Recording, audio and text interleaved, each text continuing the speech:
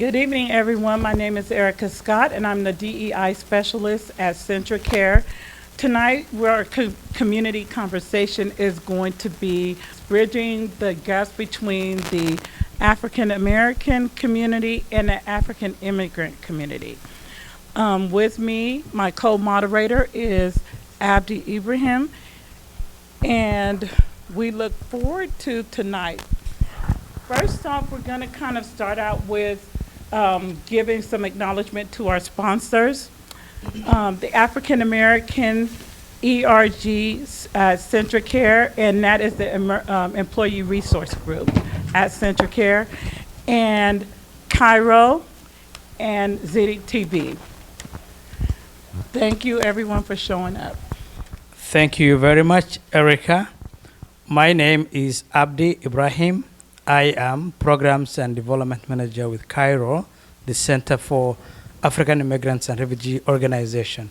On behalf of our organization, I'm really excited that we're able to host this lively, beautiful, interactive discussion on how we can improve relations between the descendants of slaves, the African Americans, and the Black immigrant community here in Central and in Minnesota in general. And on behalf of my co-moderator here tonight, I would like to invite all of you, feel free to ask questions if you would like to ask one. And we would like this to be an opportunity for us to have an outcome that is going to improve relations for all of us. I know we could have more than the audience we have tonight, and we would like to have more of these sessions in the future. Over to you, Erica. Okay, so I'm going to just go through our panelists. And our first panelist is Antoinette Lee. She is the CEO of Sip and Paint, and she is a person who likes to empower others by starting a group that she's called Reach One, Teach One. Also, she is the CEO and owner of No Limit Painting and a family advocate at 3 of the District 742 schools. I would like to introduce our next panelist. He's no stranger to all of you. That's none other than Abdi Desane. You all know about him. He is CEO of a child care center. I would like to go through the slide about him. So Abdi is a father, an entrepreneur, and a business consultant. Abdi is the founder and CEO of Blooming Kids Child Care Center, a culturally sensitive organization that caters to the diverse range of families in St. Cloud. Abdi also consults Initiative Foundation's Enterprise Academy program and provides training and guidance to small businesses. In addition, Abdi is deeply committed to serving his community through various roles in local and statewide initiatives. He currently sits on boards for Local Education and Activities Foundation, Paramount Center for Arts, and SCTCC's Cultural Fluency Leadership Council. Abdi received both his undergrad and degree from St. Cloud State. Abdi is a candidate for Minnesota House of Representatives, aiming to bring his unique blend of experiences and leadership to public services. I believe this is an opportunity for us to know more about him and what he holds for the community now that he's trying to serve all of the constituency in District 14A. Abdi, welcome. I'm really excited to hear what you have to share tonight about your passion for the leadership role you're seeking. Next, we have Sarah Baru. She's an IT educational specialist at CentraCare. She also is the chair of the African American Employee Resource Group and co-chair of the IS Culture Committee. Sarah went to SCSU for a bachelor's degree in community psychology with a minor in human relations and master's degree in college counseling and student development. Welcome, Sarah Baru.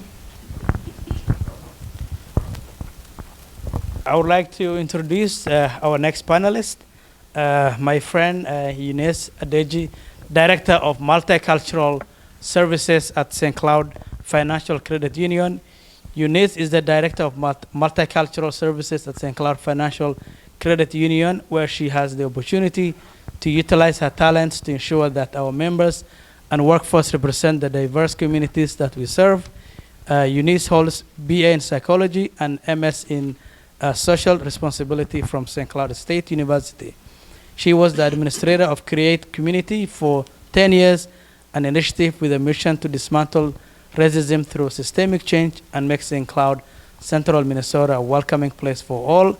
In her role as administrator, she worked with area leaders, cities, schools, colleges, businesses, students, community partners, and organizations in advancing its mission, hosting and organizing its hallmark annual event called The Conversation on Race, which brings over 300 community members, regardless of race, religion, sexual orientation, gender, class, and socioeconomic status, to have a dialogue on race in a safe space.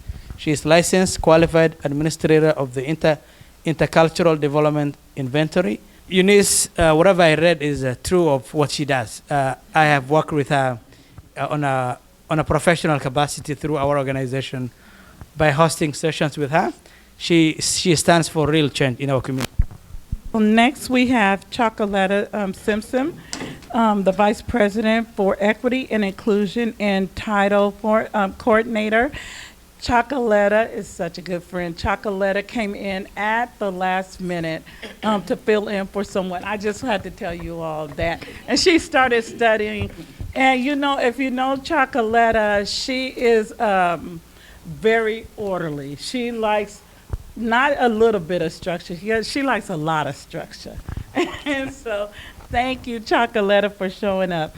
Chocoletta also reports to the president, VP Simpson, and serves as a designated officer and Title IV officer for purposes of harassment and discrimination complaints, serving as a resource to members and to campus community and implementing strategies, providing training and programs to cultivate a diverse and inclusive, equitable campus that ensures everyone has a sense of belonging regardless of their identities. She has worked in higher education for over 8 years at multiple institutions throughout the Midwest. She's a graduate of Arkansas State University. She has her Master's of Public Administration as well. Welcome and thank you. And then I'm going to introduce Erica, right? I think during this month of Black History, we have worked together for the last 4 weeks, and prior to that, during the planning phase. So who is Erica? Erica works with CentraCare as diversity, equity, and inclusion specialist. She advocates for Piper communities' health equity, breast cancer, Black maternal health, stroke, high blood pressure, and diabetes. Community advocate, African American ARG. So I think in her role with CentraCare is a big institution that help the community with health needs.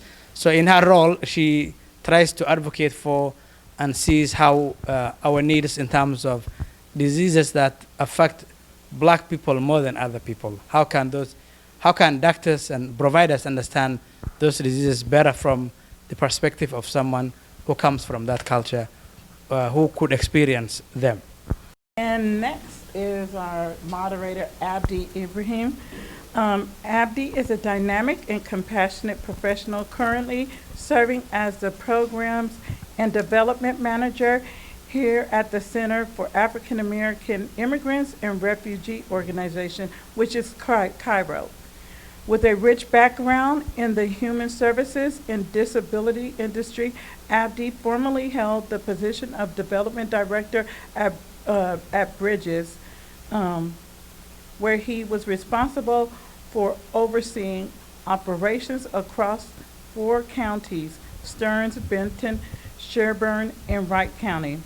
Abdi is renowned for his interpersonal skills, cherishing the opportunity to connect with new people and expand his professional and social circles. His academic achievements include a Bachelor's of Science in Business Management from St. Cloud State University and a diploma in business management from Kenyatta University in Kenya. Welcome over to our panelists tonight. I hope we are going to have a very lively discussion owing to the diverse background of who we have as panelists tonight. Both of us, the moderators and others, have put a lot of effort into making sure that we have a team of experts in what we're talking about tonight. And then, so the goal tonight is we want to talk about what does it mean when we say Black or African immigrants. I want to invite Erica to lead us through the first chapter of that, and then I'll try to explain what does it mean to be Black from the Somali perspective or from the Black immigrant perspective here in Minnesota. Over to you, Erica. Okay.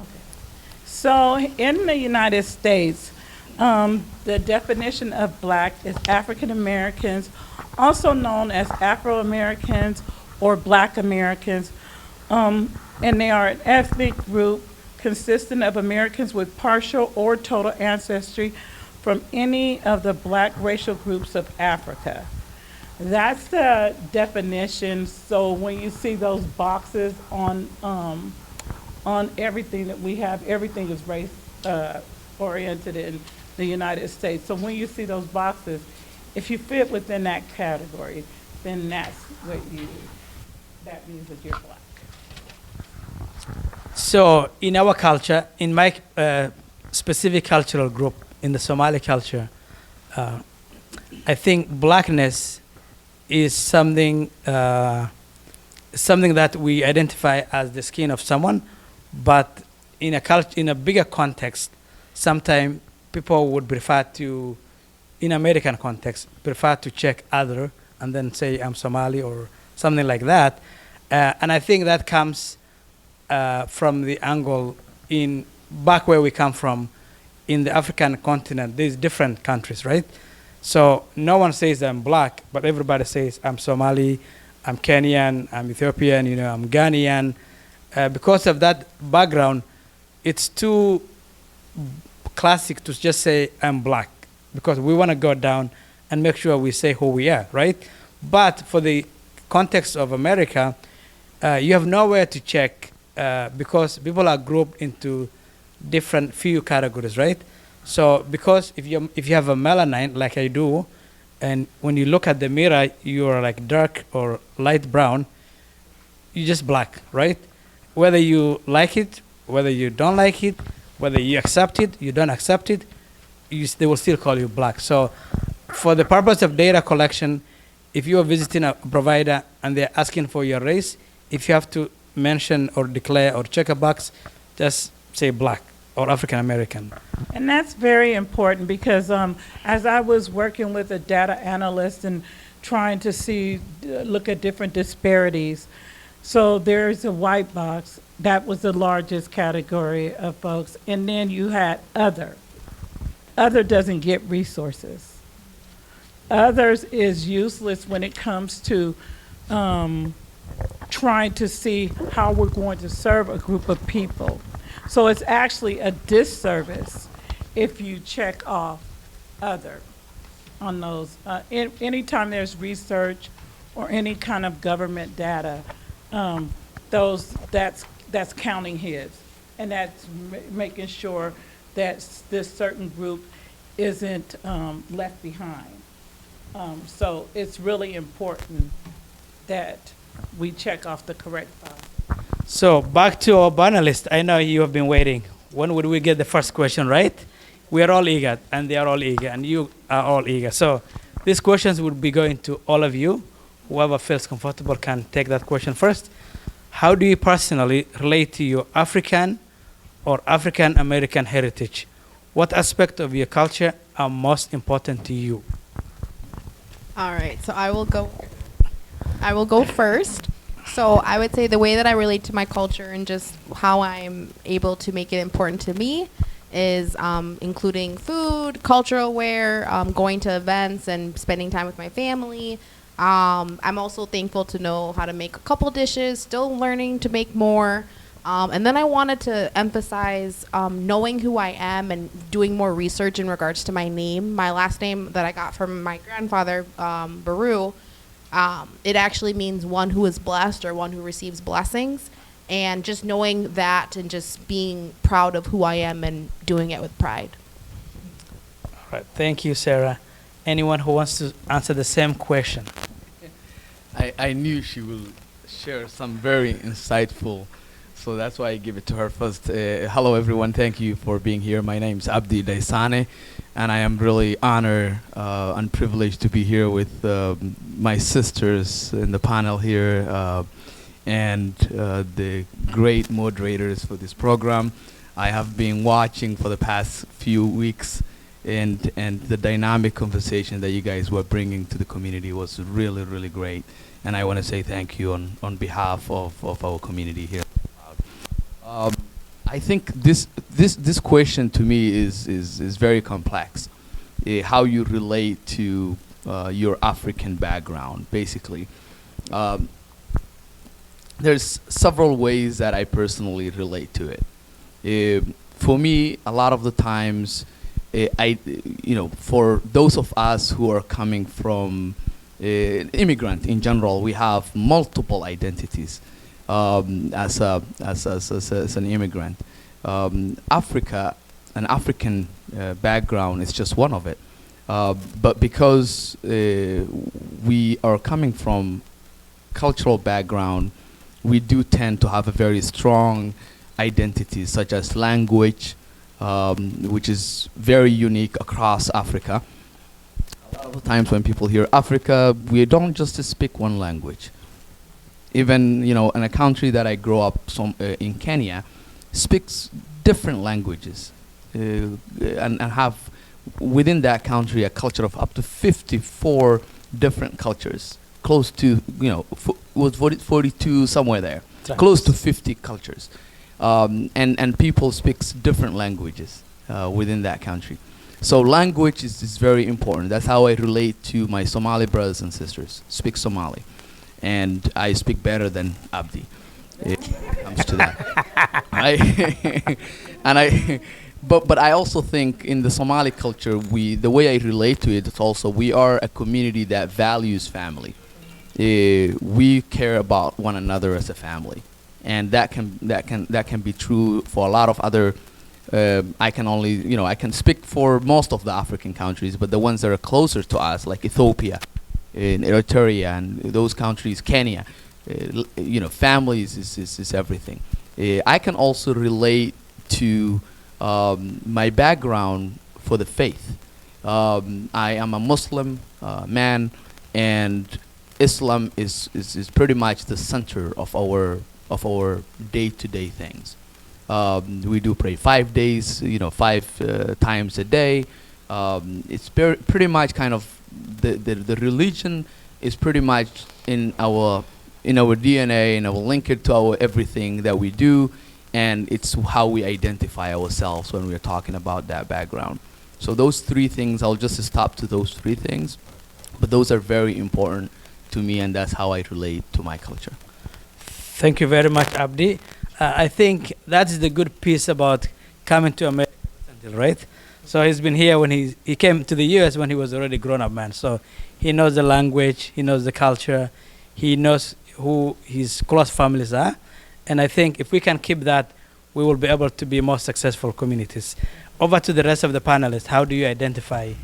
I'll switch things up a little bit. My name is Antoinette Lee, and I actually struggle with identifying with my culture.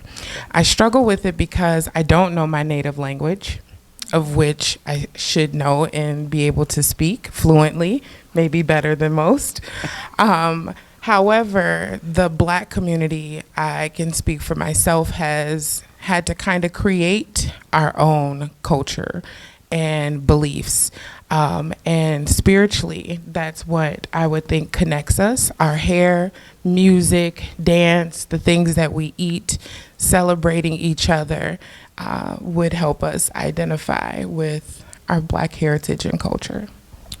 Perfect. Thank you very much, Antoinette. Any other panelists who would like to share? Sure. I wanted to just also thank you guys for this wonderful conversation. I've too have witnessed how great these are, so I'm just excited and honored to be a part of it. I I think for me, how I personally relate to being African or African American is I'm from the South, so geographically, there's just a difference in how I was raised, what we consider to be important as far as from a cultural perspective, and most can really dictate who you are and what's important. So I would say from a Southern perspective, family is definitely important. Food, collard greens, fried chicken, right? And just all those pieces. But I think for me, what is most important is my heritage. I've spent a lot of time in college trying to really research who I come from, where I come from, and that has been, I think, enlightening to know that, I have ancestors who were slaves, and I have ancestors who owned land before most of the black individuals who identify were not able to. And so I think that has been an enlightening journey to just how I'm proud, right, that of my heritage and what that means, and being able to kind of research that, I think is important to kind of know who you are. Thank you very much. I have one panelist who did not share. Oh. Would you share, please? I think most of what I relate to has already been shared, but to me personally, I would say fashion, so the art, music, language, family. I like that my two sisters are rocking the colors because, we Africans, we always love our colors, bold and bright, so you can see us from afar. Yeah. All right. Now, how do you maintain your cultural practices and tradition in your daily life? I think Abdi shared that already. For the rest of you, how do you maintain your cultural practices? I thought I wasn't doing a very good job in terms of the attires, because this is me assimilating it, wearing a suit, right? I'm supposed to be wearing what? Maybe a ma'awis and and a shirt. So I'll just say that. But yeah. Yeah, I think you mentioned great about how you're trying to keep your culture in place.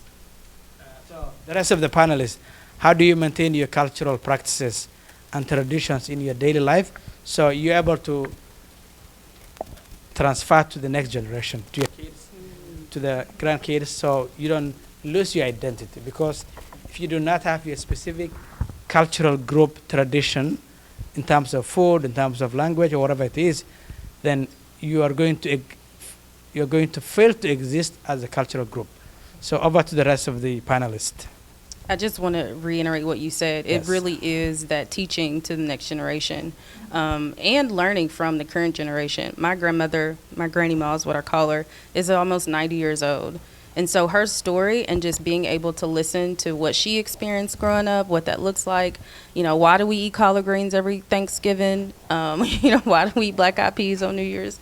And so just having that ability to really make sure that we are gathering those facts about our traditions and cultural pieces and educating the new generation. And I'll just share this piece because it was recent. I read with my daughter, and we have all kinds of different books. And there was a book that was really based on a little girl's journey back to Africa to see her family. And my daughter was like, "Mommy, they're carrying baskets on their heads." And she was like, "We don't do that. That's different." And I was like, "Well, let's talk about that. Let's talk about your heritage, your ancestry of who you are." And so I think it's a constant reminder that we do have to be pretty intentional of making sure that it's in our everyday lives, especially if we want to keep them rich and vibrant.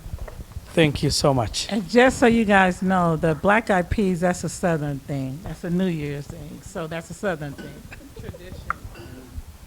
So this is also a learning moment for all of us. Over to the rest of the panelists, anyone who wants to share. So for me, one is through clothing, another is through food. I don't think that I have really gotten used to like the American cuisine, so I really like to eat my African fufu, jollof rice and all that.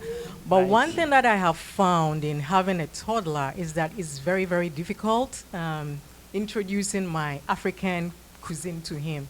because the media has a way of like getting them to, should I say, introduce them to the American food. Like, so he always asks for like, "Mommy, I want hamburger, I want fries, I want chicken," and he doesn't want my traditional, food. All right, I think that was enough sharing. The next question would be very key. So, as you can see tonight, we have the divide along the Black immigrant community and the African American who have been here for so many years, right? So, we want to explore what are the main differences and how can they collaborate and work together, right? So, my next question, as a follow-up to the first one, is, in your opinion, what are the most significant misunderstanding between the African American and the African immigrants? So on both sides of the divide, we have the two groups, and sometimes there's misunderstanding. So tonight, we'd like to hear from the panelists who represent both sides of the divide. All right, so I wrote down a list. Please forgive me. I don't believe in this list. It's just what I've heard and with time, so just give me some grace. But this is what I'm going to say it, though. In regards to African Americans, Africans think, like I said, I didn't pick this. This is just what I've heard, that they think that Black Americans are unpredictable, violent, don't take education seriously, don't take advantage of opportunities, want to be given things instead of getting and not working hard to get, materialistic, just want to be athletes, rappers, fast money, only thinking about now but not big picture, generational wealth. And on the other side, I've heard Black Americans think, again, forgive me, that Africans can't drive, supported by the government, here temporarily and go back. Uppity, know-it-all personality, kind of a bossy, strict personality.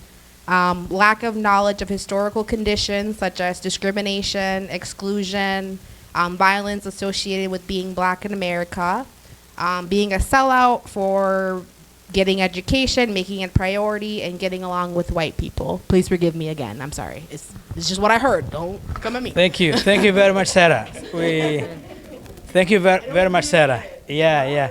Over to you, Abdi. Well, I'm glad you say that because those are stereotypes. And sometimes stereotypes, if we continue to perpetuate, it becomes kind of a reality for a lot of people. And I can relate to not able to drive. I have seen Abdi driving, and I know.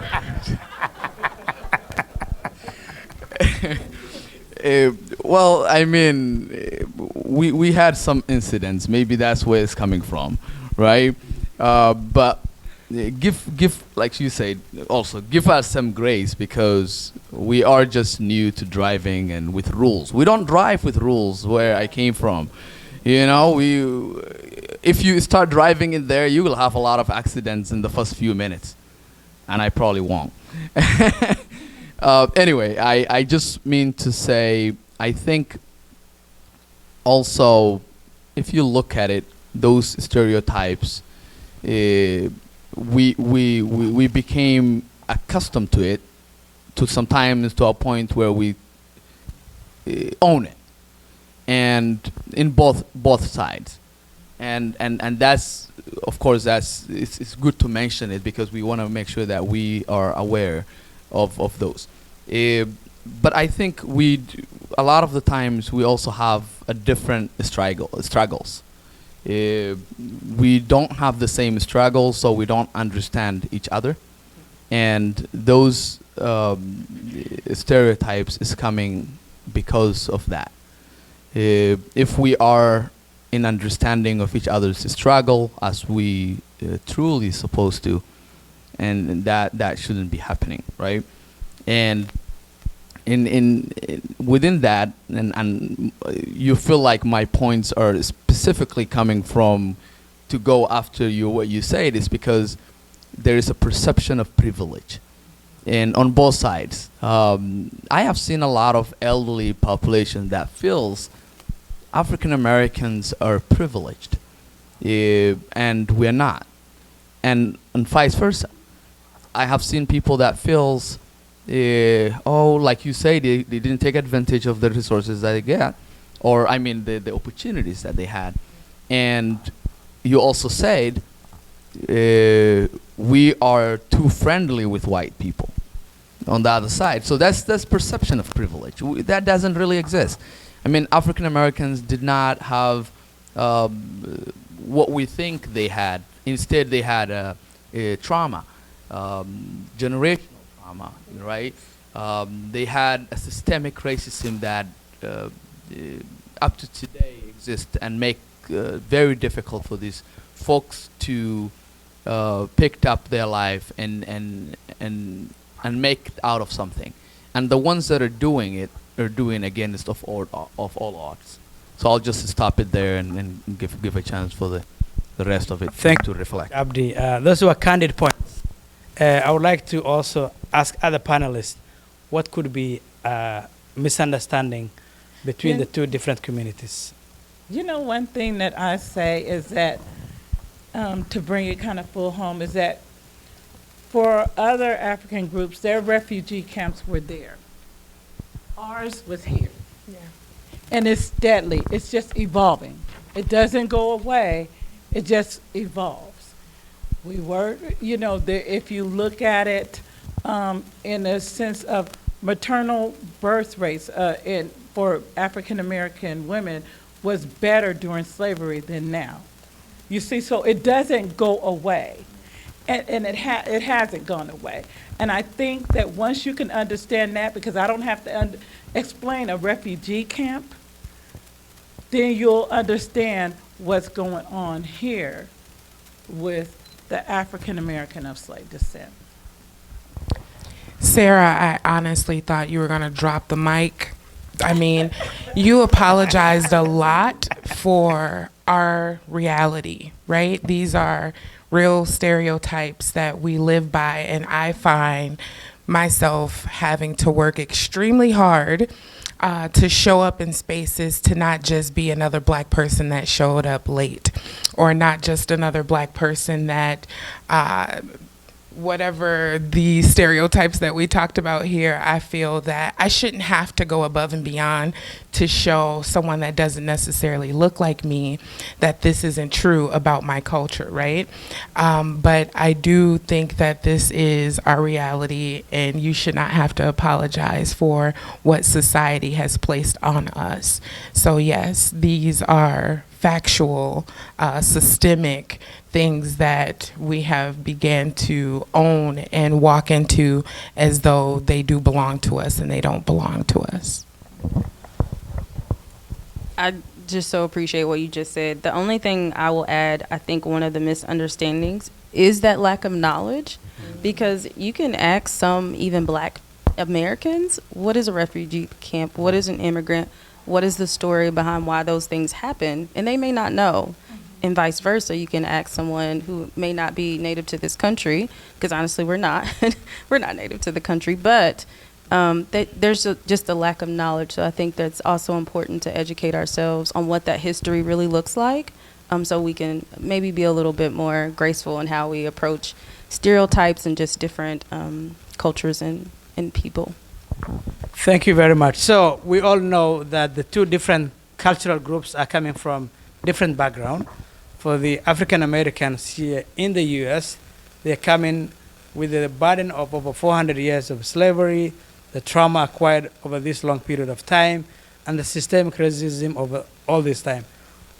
On the other side, the black immigrant community from Africa have also experienced colonialism, where European countries went to their villages and taught them to do things differently, right?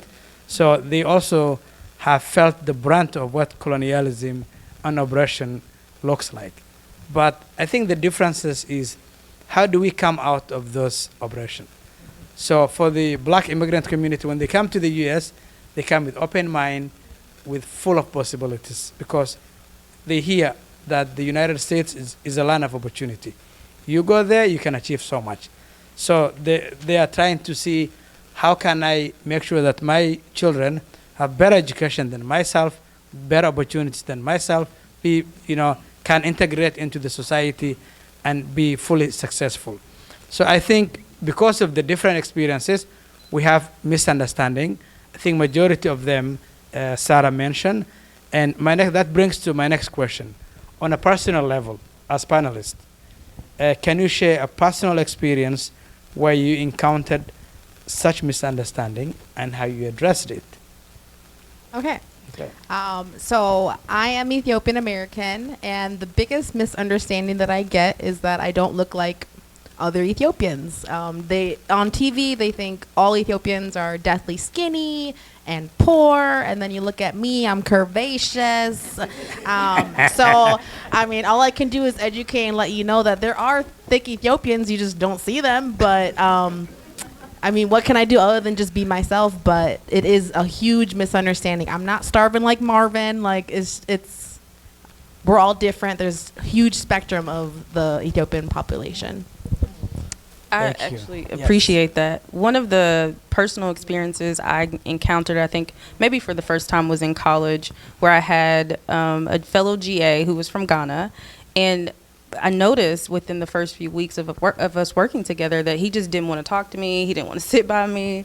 I mean, he literally avoided me. And one day I just asked him, I said, did I do something to offend you? Is there an issue? And he was like, no, my mother told me not to talk to American girls because they're all promiscuous or bad or, right? Like the stigma and the stereotype of what he's seen on TV, he thought that was me. And I was like, oh, well, let's talk, because that's not who I am. I mean, let's talk about that. So it actually was engaging to learn what he thought of me and my culture and my identity, and who I am, and just vice versa. So I think personally that was just an opportunity to learn a little differently. But I was like, what?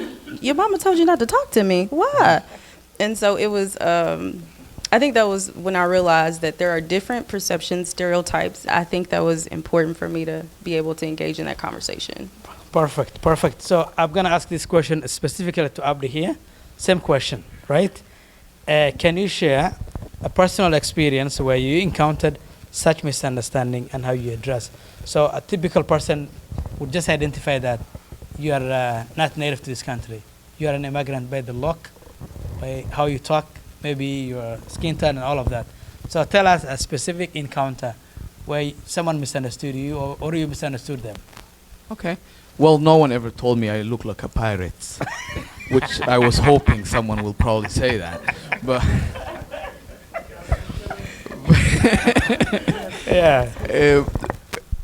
I will be a little cautious about it. I know this is a safe space, but I will also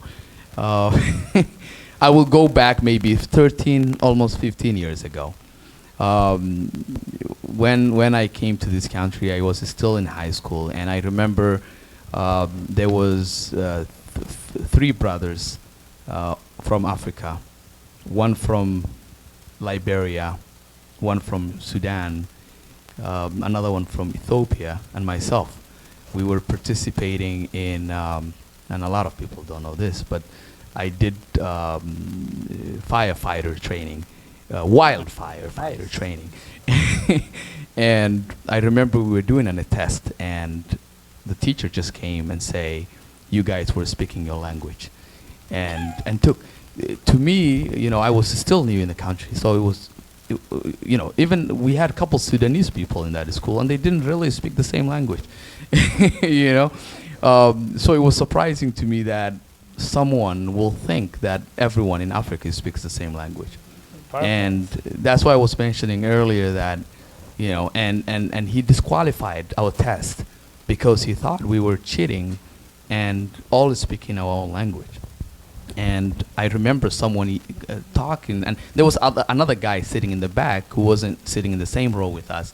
He also left. He said, if you removed my brothers here, it's just a matter of time before you do it to me. So he showed some solidarity. We all went out. And other teachers find out and were just shocked that this individual thought that we all speak the same language.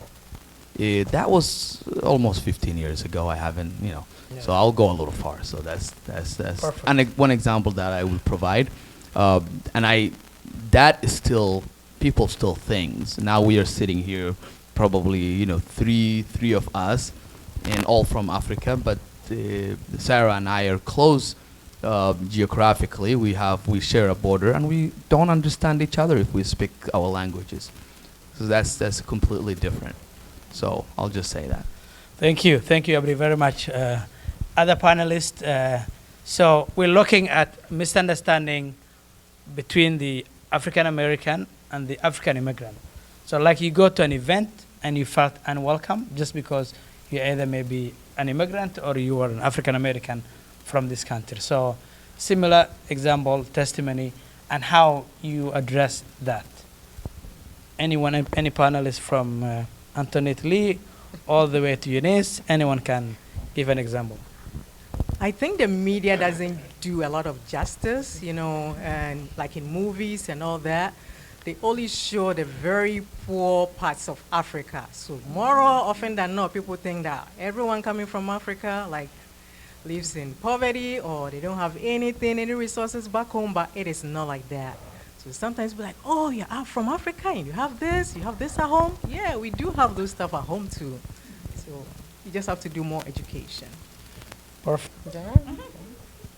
For me, I would like to share a profound story back when George Floyd had lost his life unjustly.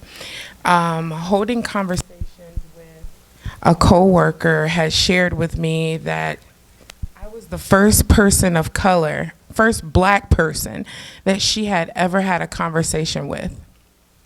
This is 2020. I was the first black person that she had ever had a conversation with. Let it sink in. That's how it hit me, right? Like, unbelievable, right? In America, how is it that I'm the first black person you've ever had a conversation with? So that comes with a lot of fear, misperceptions, the stereotypes. And in the midst of having that conversation, she shared, "You're not as scary as my parents had taught her to believe," that holding conversations or getting to know people outside of her race was intimidating. So of course, I then dealt with it by inviting her to my home to sit down at the table and meet some of our traditions, although we created our own traditions. But hopefully, here in 2024, I'm not still just the first black person she's held a conversation with. Hopefully she sees that black people are not as scary, intimidating. We don't break in your homes or your cars. We have more in common than not. And she walked away from that conversation very thankful that I provided a safe space for her to be herself and ask those questions and say what her truth was and not be judged. But it hit me in such a sense of how many other people like her have not had a conversation with other black people, sat down and broke bread together and just enjoyed each other's company, right? So I would encourage you guys, if you have not had a conversation with someone that looks like you or outside of your race, to do so. I have a quick question along that line, but it's for the audience. How many of you, because I generally, when I'm teaching, we're talking about diversity and getting to know other cultures. How many of you, if you're African American immigrant, how many of you have had a black, historically black American in your home, and vice versa? That's interesting. That's interesting. So that, I mean, look at how we are not communicating amongst each other. I just thought, I knew Rachel would raise her hand because she had. I think Hodan also raised her hand over there. Erica, we had another hand over there. Hodan raised her hand. I think, can you see Hodan to the right? Oh, okay. Yeah. Yeah, okay. Nick Novak over there. Anybody else who, both hands? I will actually even go a little further and say, not just home, but like how many times do you actually have coffee, intentionally sit with, how often do you do that? Within our African American and also immigrant communities too. It's not just African Americans and the others. But how often do we do that? You know. I just want to add, in regards to mine, trying to bridge that gap in regards to African Americans or anyone that's white. I'm always open to giving them that introduction to the Ethiopian cuisine. You know, my favorite restaurant is Vasika in the cities. If you don't know it, now you know. But that's just my way of exposing them to my culture, because you're not going to know unless someone brings you, and you have to have that safe space to be able to give them that opportunity. And I want to follow up. Do you feel like, and this would be good to hear from the youth, do you feel like your families would be acceptant of, and I'm specifically talking about African American and African immigrant. Do you feel like your families would be acceptant, or are you worried about them embarrassing you? Hands up for that. I think we have a group of youth tonight in the audience. Amin in the back, Mustafa. You guys want to share anything? You are more than welcome. How your family would feel if you bring someone from a different culture. Can I answer that question? My own daughter was not You can have a mic. my own daughter said, hey, mom, friends coming over. I said, that's fine, but she's African American. But, you know, she was like, what's mom going to say? To answer your question, I'm like, well, that's fine.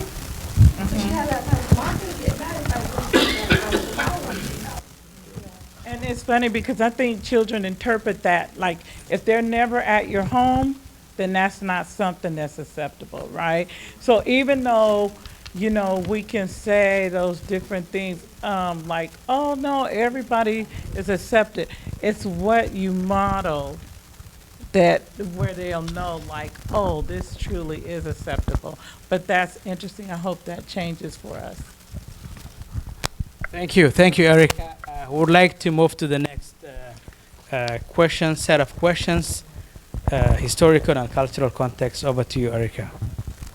Okay, so how do you think the history of slavery and colonialism has impacted the relationship between Africans and African Americans today?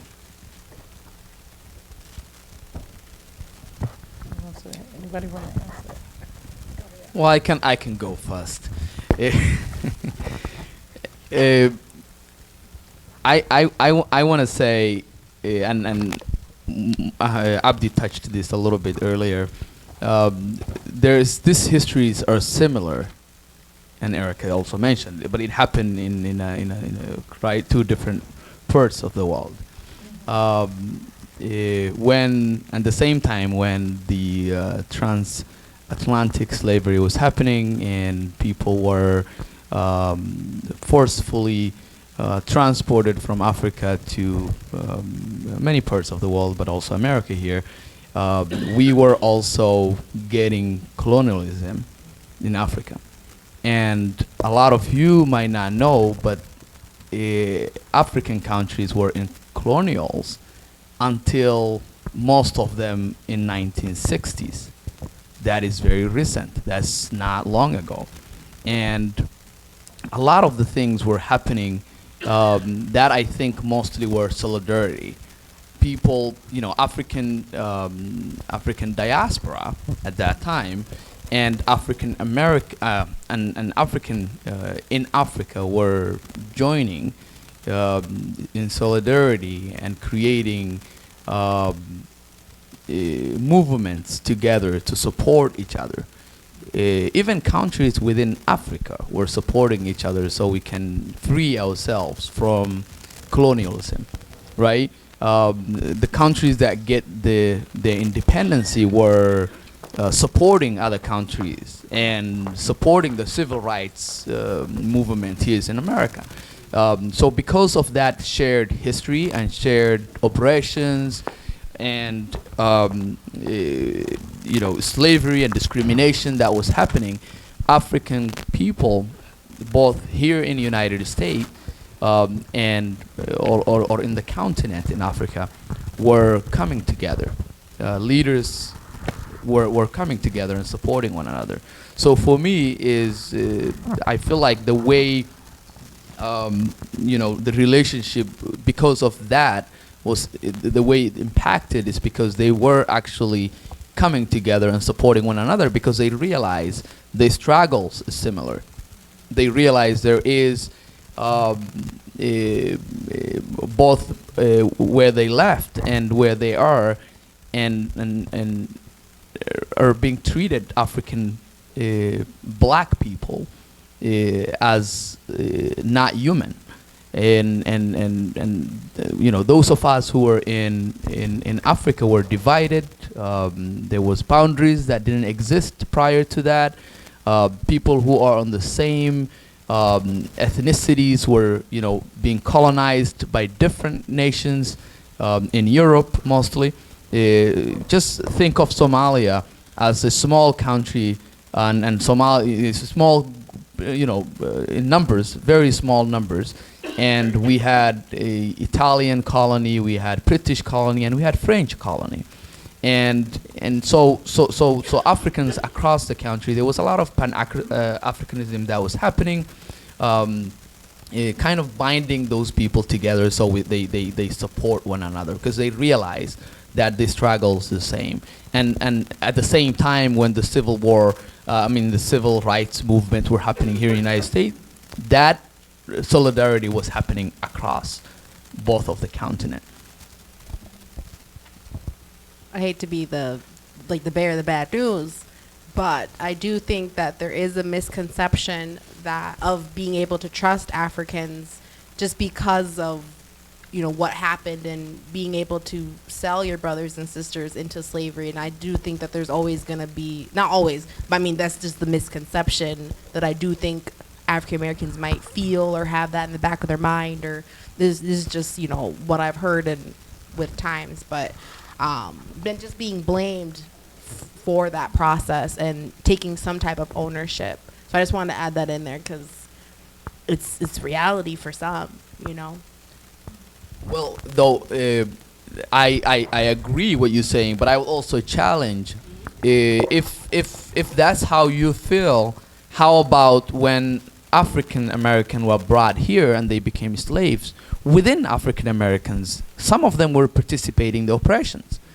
So we can't really we can't say we sold each other or we oppressed each other because we were all oppressed, and we can't take that as a blame for anyone. African Americans here are not to blame what happened to them, and we are not to blame what happened to them either. Simply because we were not a people or a race that had the privilege of deciding their destiny. Someone else was deciding it for us. And you have to look at the history of slaves. America took it to a whole nother level. Okay, that was on a whole nother level of barbaric, just grotesque, inhumane treatment.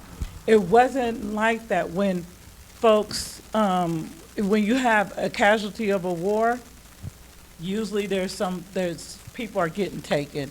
And if you look historically at wars, but also you have to realize that, and a lot of Africans don't realize just how much was stripped from African Americans. So it's like African Americans look at you all and say like, oh, you should be grateful. You know your name, and you coming over here like you like it's gonna be, so great. And then Africans are like thinking like this is the milk and honey land where they're going to be able to have all possibilities just as long as they want it hard enough. But everybody gets a stark, reality check.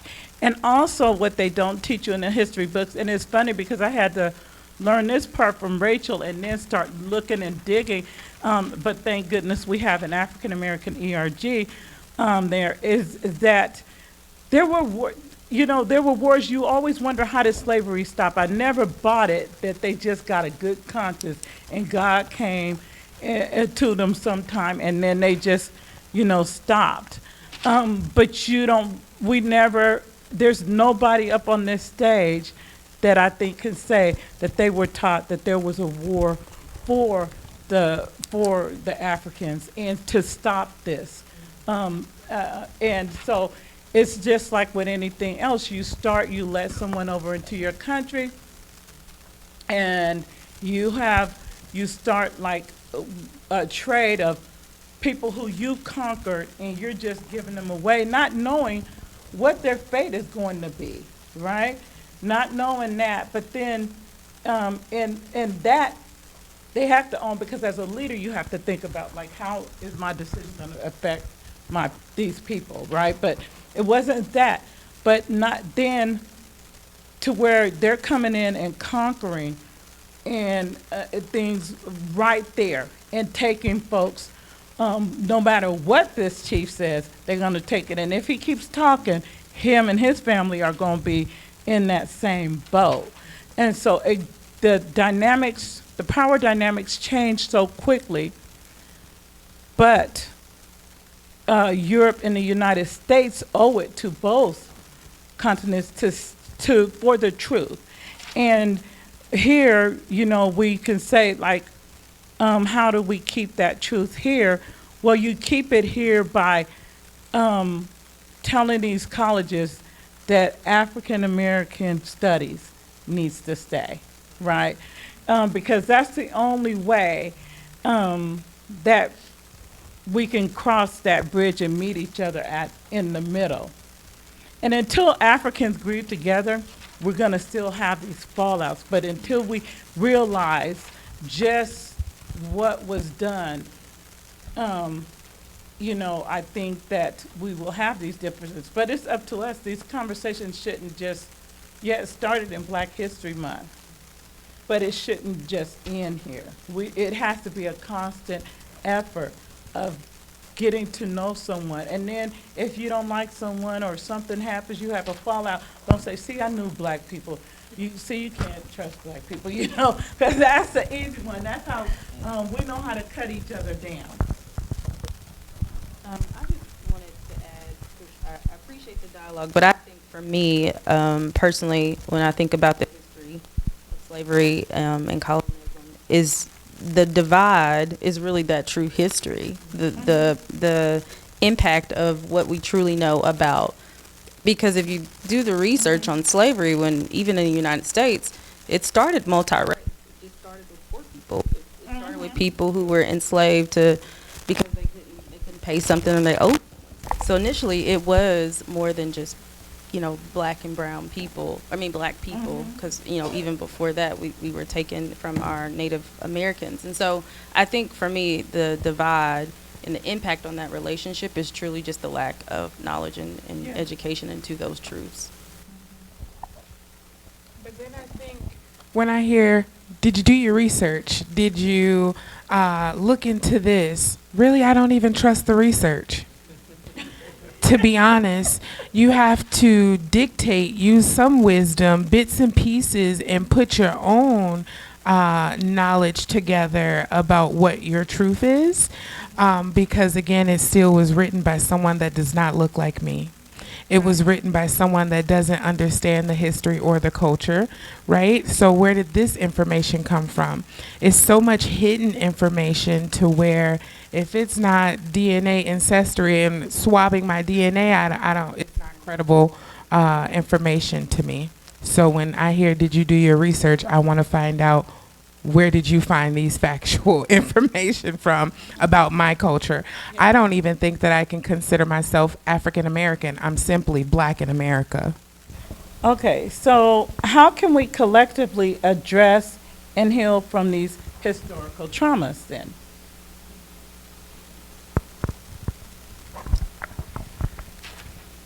I would just add that it is crucial that we engage in very honest dialogue, such as this one, to bring us together, as well as our children and children's children, just to have a better future moving forward.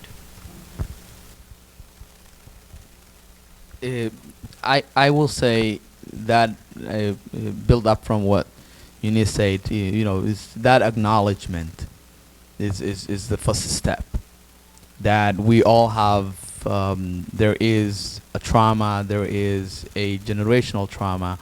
Both our African American here, because of the slavery and uprooted on their ancestry heritage and brought it to a new land in captive, and also for African, as I said earlier, that have been traumatized by the colonialism and separated by that.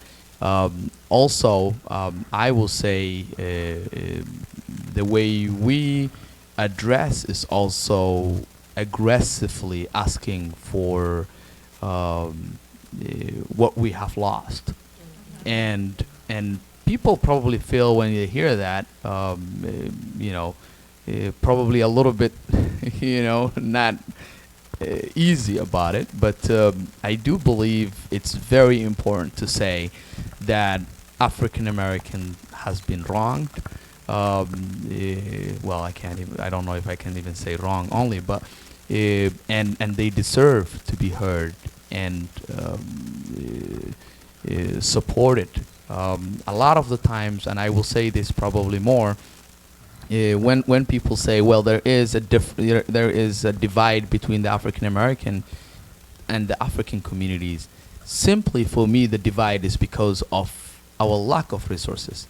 We are a community that have been underserved, underinvested, and we are fighting over a little bit of resources within ourselves. And we do feel like in addressing this, I do feel like we need to address that.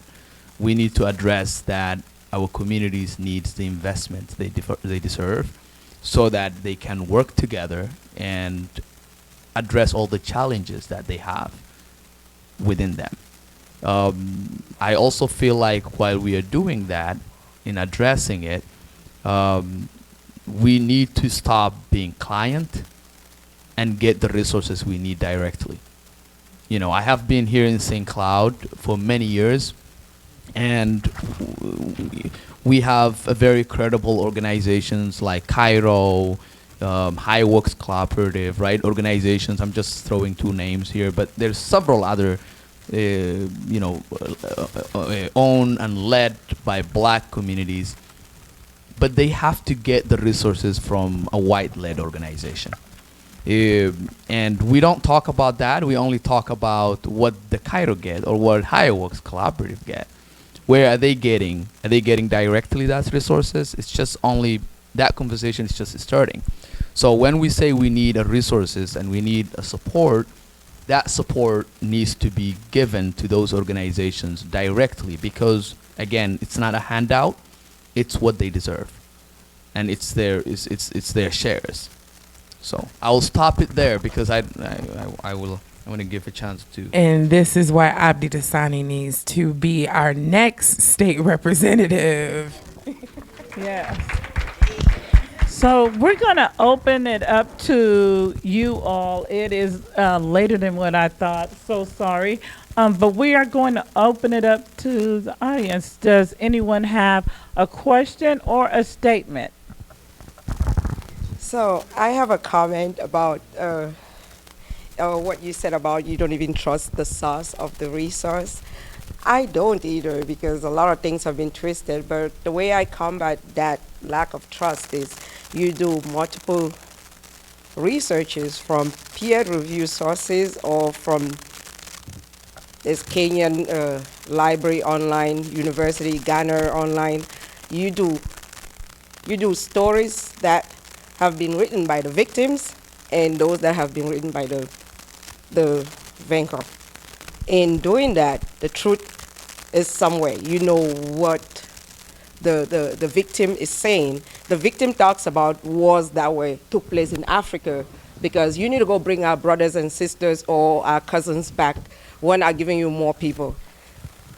The colonizers don't write stories like that. Everything's been written from the lens of we're a great nation. I was just telling my friend Kim that America, our country, I'm an American now, we have done a great job marketing our country. It's all marketing. It's the best country in the world. lot of opportunities. And you come here for, I don't know, took me a long time. I couldn't account for $100 that I own. I was paycheck to paycheck. And I'm like, did I go to the wrong state? Where's the gold? I was told it's paved on the street with gold. So it's all marketing, but you can combat that by doing that. To the panel, now a question. We've heard some ways on how to breach it. I'm a Pan-Africanist. My goal is to travel all 54 countries in Africa, and I'm on my 34th, so I'm doing good. Thank you. So, and I always feel at home in Africa. It doesn't matter if I don't speak the dialect, I always feel at home. How can we bring that same Pan-Africanism spirit? Let's start here in central Minnesota. What are some practical ways that we can start bridging that gap in St. Cloud or around central Minnesota? Anyone? I really appreciate. Should I? Is it okay? Okay. I really appreciate that you asked that question, because that's the heart of what we are talking about tonight. How can we? What are the practical things that we can do to bridge the gap? In our small central Minnesota communities, I always say, and the division probably exists, but I always say something that the leaders perpetuates it. Our African American communities and our African communities don't necessarily have too much of a difference, unless the leaders like me and those who are running those organizations says it all the time. Few years back, I was a program officer for Initiative Foundation for a program called Enterprise Academy program. It was helping new entrepreneurs in the community. And we have identified the biggest challenge for entrepreneurs in our community, both African Americans and the immigrant communities, is lack of capital. They cannot go to the traditional lendings and get funds to start their business. A lot of the times could be because of their credit or because of their faith, because traditional banks charge interest. And some people cannot take that. And within our leaders in there decided to divide those communities and run a program, once African American cohort, and then next time and next cohort make it only African communities or Somali. And I challenged that notion. And the reason I challenged was, I personally don't see our people fighting. So if we continue to isolate them and say, you know what, they won't get along, then we're not solving, we're only contributing to that notion. So what I did was, my first cohort that I recruited was a blended cohort. We had both African Americans and African immigrants, and they were all getting along really well, helping each other, contributing with one another. My vision was actually to see an African American person and a Somali person to become partners in a business and open a restaurant. That was my vision. I wanted to see that happening, though I haven't seen yet on those the cohorts, but I feel like because they were in a cohort for 12 weeks doing work together and building their visions and helping each other, they will get there. Those are some of the things that we need to do. Organizations can come together, and do a collaborative work. CAIRO and for example, right now, and HighWorks Collaborative, both of them have offices in this building. HighWorks are on the second floor, if you don't know. CAIRO is right here in this building, in the first floor. We want to see them doing programs together. We want them to see organizing, Juneteenth, organizing Kwanzaa events, organizing Somali Independence Day events, so that people are coming together and talking, and doing, African Heritage Month and things like that. We want to see that actual things happening, so that our people can come together and work together, and seek resources together. Abdi, those are very beautiful remarks. Would like us to move to the next specific chapter. So we want to look at the personal and community impact, right? We've talked about how we can collaborate, what are the differences. We want to see at a personal and a community impact level, what can we change? And is how do you think Africans and African Americans can better support each other's struggle and achievement? We all know from all the data, the educational outcomes for black kids, regardless of whether they're African American or African immigrant, is the same. There's not much differences. The challenges the adult face in terms of equitable opportunities, in terms of employment, housing, is the same, right?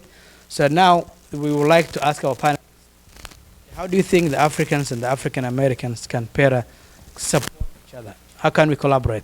How I about would you? just piggyback on the question that Rachel asked. I think it alludes to what you are just saying. It's kind of the same. Mhm. So a while back, about 10 years ago, there was a program called Omeka. And Omeka was a program that brought African and African Americans together to have a dialogue, to have to solve issues that we are both like, both parties are going through around like housing, homelessness, achievement gap. We brought like parents together. We had childcare. It was just very beautiful, and I think that is something that we can continue doing, you know, for our families moving forward. Perfect. Thank you very much. I think Antoinette wanted to add something. I would like to acknowledge Abdi, not just because I'm his campaign manager, but because he's actually doing exactly what you're asking, right? I'm sure you may have caught some grief as to, of all people you could have chosen to be your campaign manager, why Antoinette? But I thank him for seeing that we needed to collaborate and have that partnership.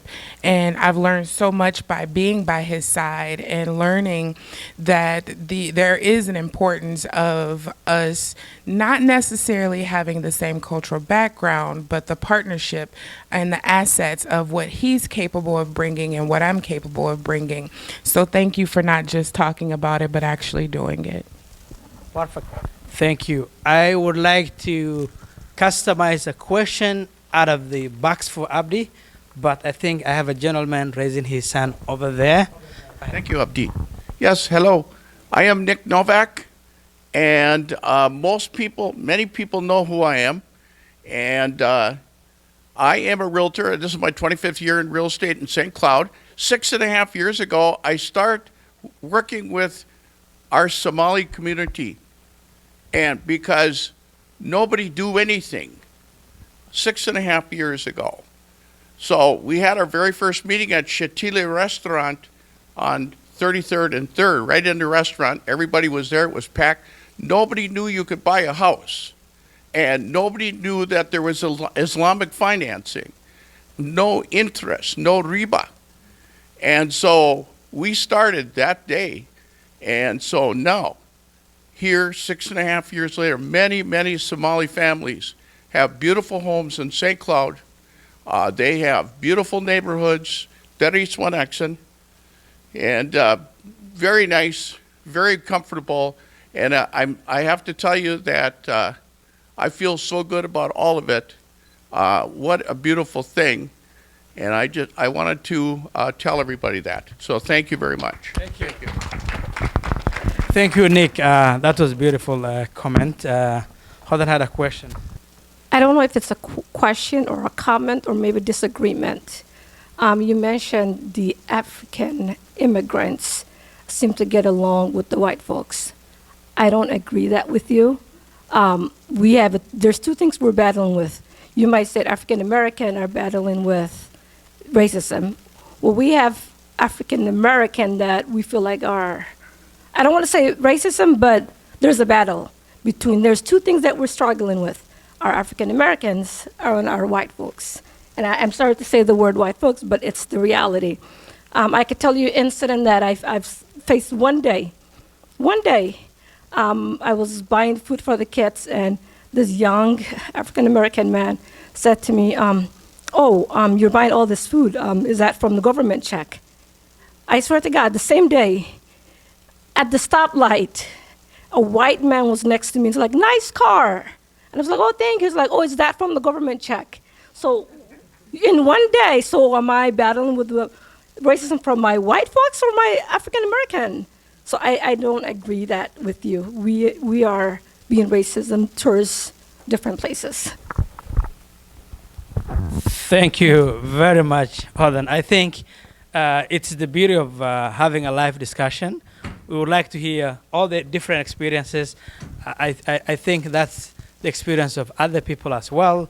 I would like to customize the question for Abdi Daisane. He is a candidate for Minnesota House 14A. So Abdi, tonight we're having a discussion about how to improve and enhance collaboration between the African immigrant community and the African American community. As a candidate, we would like you to be a leader that's above the divide. How are you going to make sure that you secure all the black votes in your constituency? Well, like I said earlier, I don't really see that much of a divide when it comes to the regular people, but also entertaining that that notion of us not getting along. I will reiterate what also Antoinette said. When I was picking Antoinette, I reached her out. She actually didn't reach me out and said, hey, I want to be your campaign manager. I said, I want you to be my campaign manager. And the reason is I came to know Antoinette because she was also participant of the Enterprise Academy program when I was with Initiative Foundation, and I have seen the person she is, a mom, a professional, a business owner. She have done everything she can to make sure that she is where she is. And a lot of the times we don't realize the ingenuity of people to bring themselves up. And that's where the stereotypes is coming. I have people that ask me, oh, you should hire a white person. And I will say white because it's only white and black. That's what it is. But for me, I while I was here in St. Cloud, I have had a lot of friends across, and what I say here is what I keep saying it. Our community needs to work together. Our African Americans and our immigrant communities need to work together. And because they do have the same struggles, they do face the same challenges every time. And for me, like I said, the example I gave earlier, and that's how I walk across differences, by bringing people together and having that conversation. Simply because I believe when we talk to each other and share our challenges and talk about it. The other night when I was at the caucus night, it was on Tuesday, and Mohammed Jama was there, and me and Mohammed Jama had a conversation with an elderly African American woman, and she told us about a very heartbreaking story of her husband went through a very tragic incidents, including COVID, which he eventually died at the hospital, CentraCare. And she was saying so much, she was, there was so much grief in her, also grievances talking about CentraCare and how they treated her. And then someone who was right there said, well, I know my aunt, something like that happened to my aunt. And that person was a Somali person, right? And someone else said, well, also that happens to me. And I talked about another incident where I wanted someone, a simple thing like changing the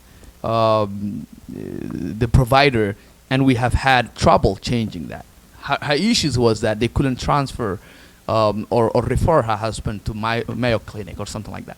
So when I look those stories, I see similarities. What I see is what you are complaining about as an African American is the similar things what Muhammad is complaining about as a Somali immigrant, an African immigrant. So we have same challenges. And the moment we start talking about the challenges we have, we will realize that in the eyes of the system, we are similar. We are black. Thank And you, that's thank what you, I need Abdi. people I to think we're address. crunched for time. I'm not going to ask a closing question. I would like to give you all a mandate, and I want everyone in here to take that serious. It's come together. Go reach out across the aisle and actually take the time to get to know someone who looks like you, but just doesn't have the same culture as you. Because I guarantee you, you won't lose anything. You'll gain it. You'll gain a lot of insight. And that is so important because look at the 7%. I thought it was higher than that of home ownership. That means none of us are leaving generational wealth. Home ownership is the opening door to that. Okay? And 7%, that's just not acceptable. So we need to come together, bring our resources together, and learn amongst each other. And so that's what I would like to give you all tonight, leave you all with tonight. I want to thank CAIRO. I want to thank Abdi. He was Abdi Muhammad. They were awesome to work on this project with.